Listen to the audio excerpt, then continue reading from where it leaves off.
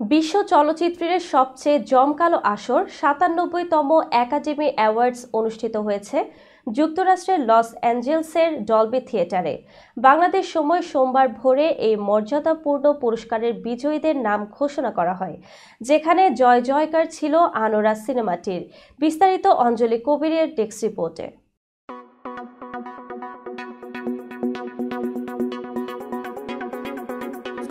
প্রয়াত মহানায়ক বুলবুল আহমেদের মেয়ে ঐন্দ্রিলা আহমেদ, তার মা ডেইজি আহমেদও ছোট পর্দার গুণী অভিনেত্রী।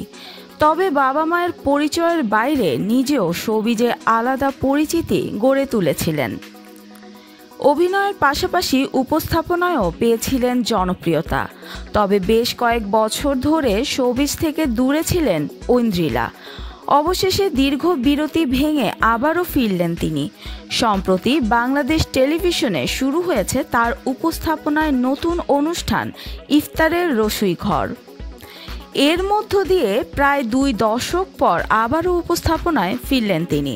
ঐন্দ্রিলা বলেন, ছোটবেলায় বিটিভিতেই প্রথম উপস্থাপনা করেছি। এ চ্যানেলের সঙ্গে আমার অনেক স্মৃতি জড়িয়ে আছে। বিভিন্ন বেসরকারি চ্যানেলে রান্না বিষয়ক অনুষ্ঠান উপস্থাপনা করলেও বিটিভিতে কাজ করা হয়ে ওঠেনি। প্রায় ২ দশক পর আবার এখানে ফিরতে পেরে ভালো লাগছে। অনুষ্ঠানটি নিয়ে তিনি আরও বলেন, অনুষ্ঠানটির আইডিয়া অসাধারণ।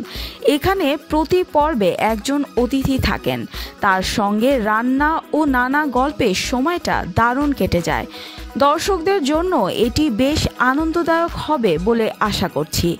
অনেক দিন ধরে তাকে অভিনয়ে দেখা যাচ্ছে না। এই প্রসঙ্গে ঐন্দ্রিলা বলেন, কর্পোরেট চাকরি, পরিবারকে সময় দেয়া, এসবের পর অভিনয়ের জন্য আলাদা সময় বের করা বেশ কঠিন হয়ে যায়। ইচ্ছা থাকলেও কাজ করা হয়ে ওঠে না। তাছাড়া যেসব গল্প বা চরিত্রের প্রস্তাব পাই সেগুলো আমাকে খুব একটা টানে না। নাটক, সিনেমা ও ওটিটিতে কাজের প্রস্তাব নিয়মিতই পাই, কিন্তু এখনও এমন কোনো চরিত্র পাইনি যেটা দেখলে মনে হবে হ্যাঁ, এটা আমাকে করতেই হবে। তবে উপস্থাপনায় সবসময় স্বাচ্ছন্দ্য বোধ করি, তাই এটাকেই প্রাধান্য দিচ্ছি। ঐন্দ্রিলার মতে, উপস্থাপনার মাধ্যমে তিনি দর্শকদের সঙ্গে সহজে সংযোগ স্থাপন করতে পারেন। তিনি বলেন, আমি বরাবরই উপস্থাপনা উপভোগ করি। এটি এমন একটি মাধ্যম যেখানে দর্শকদের সঙ্গে সরাসরি যুক্ত হওয়া যায়। আর রান্না বিষয়ক অনুষ্ঠান হওয়ায় এটি আমার জন্য আরও আনন্দদায়ক। নতুন এই অনুষ্ঠানে কাজ করতে পেরে আমি খুবই উচ্ছ্বসিত।